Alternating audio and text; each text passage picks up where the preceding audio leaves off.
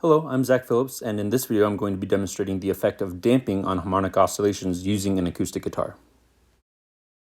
Damping in an oscillator is a process in which an external force acts upon the impetus of the harmonic system in order to reduce oscillation back to zero, or, in other words, to reduce it to equilibrium. In this graph, we can see that a small amount of damping causes the sine wave shape of the oscillation to reduce over time. With this reduction in amplitude, eventually the impetus would return to equilibrium. When the oscillator is able to be damped so efficiently that it moves back to equilibrium very quickly, that is critical damping. In this video, we will be able to see a more classic example of a harmonic oscillator with a pendulum that has magnets fastened to the end. The magnetic force of the aluminum block moving closer and closer is acting as the damping agent in this scenario, and we can see that it is getting to a point of critical damping.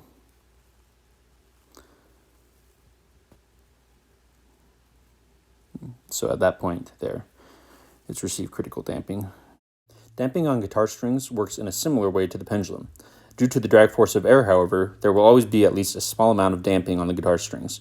This can be calculated by applying the damping coefficient to Newton's second law, by which we would get the equation shown. In this clip, the camera has been placed inside the base of the guitar so that we can get a visual of what the frequency and shape of the vibrating guitar strings are. As was hypothesized, the vibrating strings take on a sine wave shape.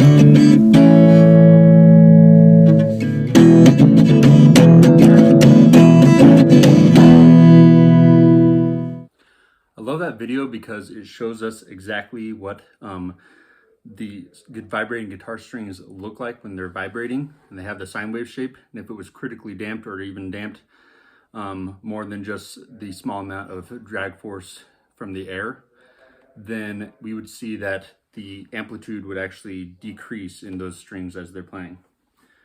So demonstrating on my guitar, first going over some of the things that we know. The tuning knobs, they control the tension of the force. And then this bridge and the neck, they act as basically how long the string is, the length of the string. And then as you hit frets, that's what shortens the string with these frets on the neck. So we have the length of the string, we have the gauge of the strings, which is basically the equivalent of the linear mass unit for that density there of each string. And obviously more dense strings will make lower sounds and have a more spread out frequency. So playing some of these strings, I'm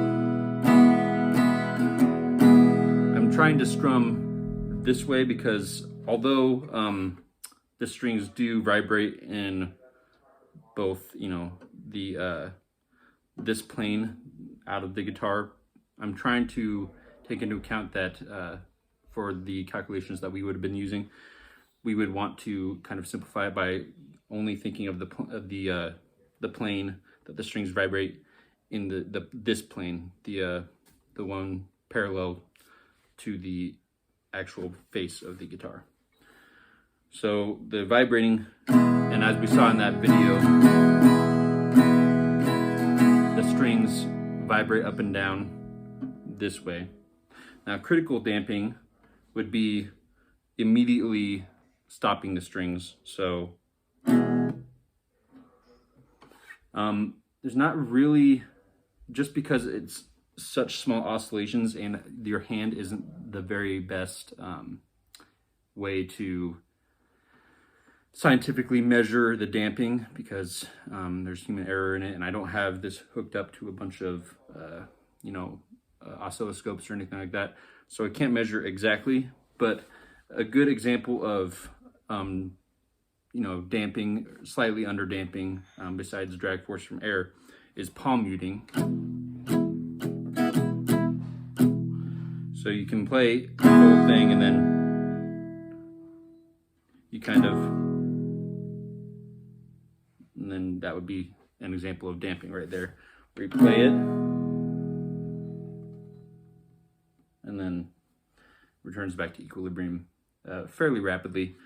Not as rapid as critical damping, which is just putting your hands right on the strings.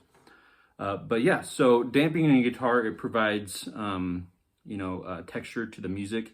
And just like changing the string length with the frets, which is essentially what playing guitar is, or you know, the tension in the tuning knobs there, it all effectively creates music, which I find interesting.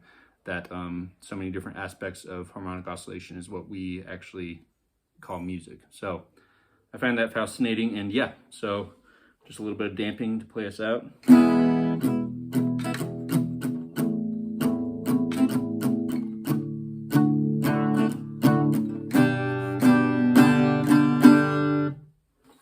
So there you go. Thanks for watching. The sources for this video and all my research will be in the description below.